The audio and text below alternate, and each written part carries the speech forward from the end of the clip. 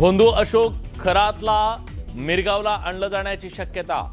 महिलांच्या लैंगिक शोषण प्रकरणी तपासाला वेग। नाशिकमधील कार्यालयासह मिरगावमधल्या फार्म हाऊससह सर्वत्र शोध मोहीम सुरू।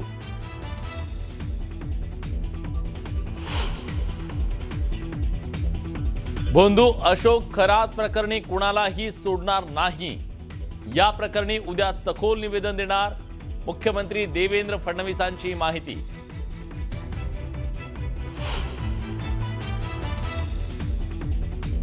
भोंदू खरात प्रकरणाचा सुगावा मुख्यमंत्र्यांना का लागला नाही? राज ठाकरेंचा सवाल। तर प्रकरण समोर आणण्याच्या श्रेयासोबत दोषही घ्या, फडणवीसांना टोला।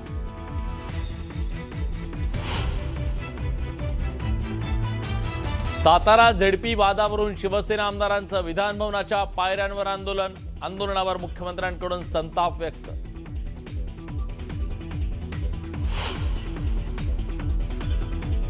सातारा पोलीस अधीक्षकांच्या निलंबनाबाबत नीलम गोरेंनी दिलेला निर्णय राखून ठेवलाय। उपसभापती नीलम गोरेंनी फक्त निर्देश दिले। सभापती राम शिंदेंची माहिती।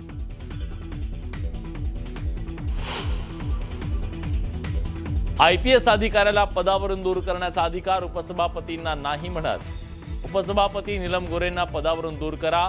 पत्राच्या माध्यमातून ठाकरेंची शिवसेना करणार सभापतींकडे मागणी।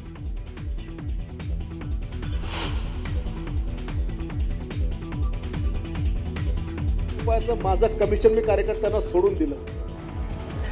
35 कोटी रुपयांचं कमिशन मी कार्यकर्त्यांना सोडून दिलं। शिवसेना आमदार संजय गायकवाडांचं पुन्हा धक्कादायक विधान। तर कार्यकर्त्यांना कामं दिली, कमिशन नाही असं म्हणत गायकवाडांची सारवासारव।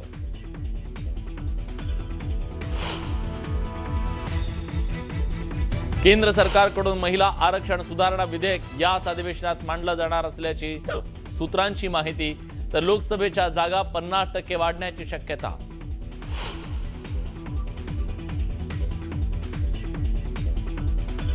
देशात इंधन तुटवडा निर्माण होणार नाही यासाठी प्रयत्न सुरू। होर्मुझ सामुद्रधुनीत अडकलेली अनेक जहाजं भारतात सुरक्षित आली, पंतप्रधानांची माहिती। तर काळा बाजार करणाऱ्यांवर कठोर कारवाई करण्याचा इशारा।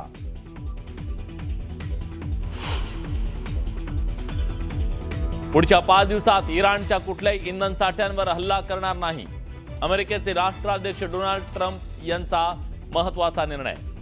अमेरिका इस्रायल इराण युद्ध थांबणार का, याकडे जगाचं लक्ष।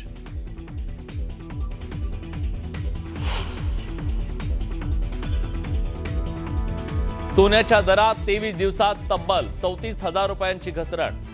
तर चांदीच्या दरात 80,000ची घसरण। सोन्याचे सध्याचे दर 1,44,000वर।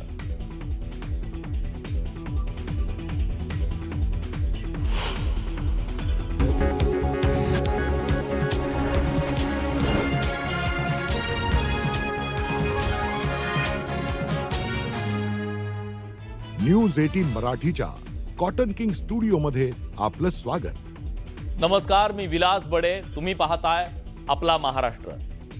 भोंदू बाबा अशोक खराच्या लैंगिक शोषणाचे पडसाद थेट राज्य विधिमंडळ अधिवेशनात उमटले। सरकारला घेरण्याची आयती संधी विरोधकांना मिळाली, त्यामुळे सत्ताधाऱ्यांची कोंडी झाल्याचं चित्र होतं। दरम्यान या प्रकरणी मुख्यमंत्री देवेंद्र फडणवीस यांनी मंगळवारी विधिमंडळात सविस्तर निवेदन करणार असं स्पष्ट केलंय। भोंदू खरात प्रकरणाचे विधानसभेत पडसाद। याचा सोक्षमोक्ष लागणं गरजेचं आहे अध्यक्ष महाराज। भूत बाबा बाबा हे उद्योग कशाला करायला हवेत तुम्हाला अध्यक्ष महोदय?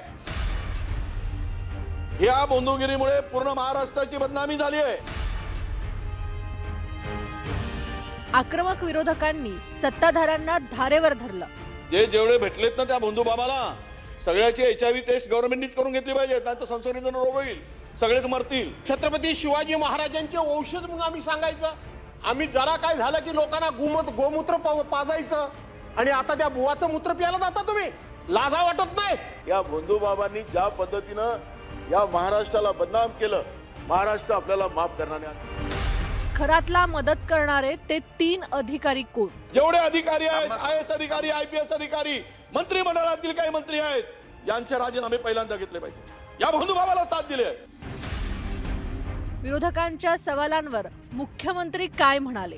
जो क्लीन असतो त्यालाच क्लीन चिट मिळते, अशी कुठलीच चिट माझ्याकडे नाही. आणि याच्यात तर ज्याचा दुरान्वयानेही संबंध असेल त्यालाही सोडलं जाणार नाही. अंधश्रद्धेच्या नावाखाली असहाय्य महिलांचं लैंगिक शोषण करणाऱ्या भोंदू अशोक खरातच्या कृत्यामुळे राज्यात एकच खळबळ उडाली आहे. अतिशय संतापजनक अशा या खरात प्रकरणात केवळ भोंदूगिरीच नाही तर राजकारणी आणि बड्या संधी अधिकाऱ्यांचे लागेबंधे असल्याचं समोर आलंय. याच मुद्द्यावरून विधानसभेत जोरदार खडाजंगी पाहायला मिळाली. विधिमंडळाच्या कामकाजाला सुरुवात होताच काँग्रेसचे गटनेते विजय वडेट्टीवार, नाना पटोले आणि ठाकरेंच्या शिवसेनेचे आमदार भास्कर जाधव यांनी अशोक खरात प्रकरणावर जोरदार चर्चा घडवून आणली.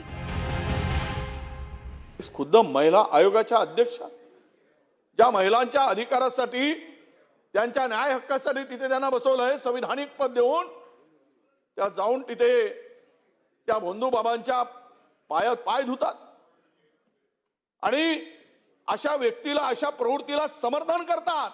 अध्यक्ष महोदय, अनेक मंत्रिमंडळातील मंत्री त्या भोंदू बाबाचे दर्शन घेतात.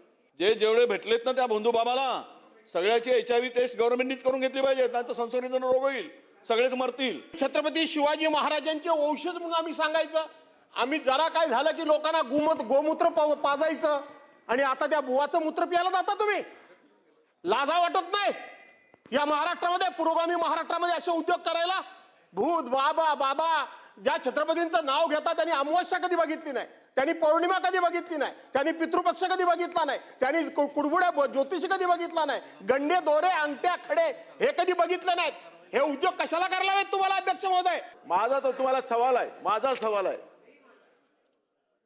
महिला अध्यक्ष ज्या होत्या चाकणकरला, त्यांना राजीनामा दिला. मग ज्यांचे फोटो आले त्यांनी राजीनामे द्यावेत ना. राज्य महिला आयोगाच्या माजी अध्यक्षा रुपाली चाकणकर या खरातला आपला गुरु मानत होत्या आणि त्याची पाद्यपूजा करतानाचे तसेच खरातवर छत्री धरतानाचे फोटो सोशल मीडियावर व्हायरल झालेत. यावरून विरोधकांनी सरकारवर टीकेची झोड उठवली. केवळ एका राजीनाम्यानं हे प्रकरण शांत होणार नाहीये, तर खरातला संरक्षण देणाऱ्या मंत्र्यांची आणि अधिकाऱ्यांचीही चौकशी व्हावी अशी मागणी विजय वडेट्टीवार यांनी केली आहे. महाराष्ट्राची लाज घालवली आहे आणि यामध्ये जेवढे सामील आहेत तेवढ्यांचे राजीनामे घेतले गेले पाहिजेत. 6 आरोपी केले गेले पाहिजेत. जेवढे अधिकारी आहेत, IAS अधिकारी, IPS अधिकारी, मंत्रिमंडळातील काही मंत्री आहेत, यांचे राजीनामे पहिल्यांदा घेतले पाहिजे. सभागृहात बोलताना विरोधकांनी मुख्यमंत्री देवेंद्र फडणवीसांना क्लीन चिट वरून डिवचलेलं पाहायला मिळालं, तर फडणवीसांनीही सडेतोड उत्तर दिलंय. असाच एक प्रश्न उपस्थित झाला होता की नाशिकच्या एका हॉटेलमध्ये काही मंत्री हे अशा पद्धतीचे उद्योग करतायत आणि सरकारच्या वतीनं स्टेटमेंट केलं जातं की याच्यामध्ये कुठल्याही प्रकारचं तथ्य नाही. सरकार कुठल्याही विषयाच्या शेवटात जाण्याच्या अगोदरच आपलं मत मांडतं. त्यामुळं सरकारकडून एक प्रकारचा त्या विषयामध्ये किंवा त्या चौकशीमध्ये अडथळा निर्माण होतो आणि चौकशीचा दिशा बदलते. मी नेहमी क्लीन चिट देत नाही. जो क्लीन असतो त्यालाच क्लीन चिट मिळते, अशी कुठलीच चिट माझ्याकडे नाही. आणि याच्यात तर ज्याचा दुरान्वयानेही संबंध असेल त्यालाही सोडलं जाणार नाही. अशोक खरातच्या भोंदूगिरीमुळे गेले काही दिवस राज्यातील वातावरण तापलेलं दिसतंय. दररोज नवनवे व्हिडिओ समोर येत आहेत. विरोधकांकडून नवनवे दावे केले जात आहेत. या प्रकरणी आतापर्यंत एक राजीनामाही झालाय. यामुळे पुढे चौकशीत काय समोर येतंय आणि सरकार काय कारवाई करतंय याकडे सगळ्यांचं लक्ष लागलंय. पण या प्रकरणामुळे विरोधकांच्या हाती आयताच मुद्दा लागलाय. यामुळे आगामी काळात यावरून राजकारण आणखी तीव्र होण्याची शक्यता आहे. Bureau report, news 18 Marathi.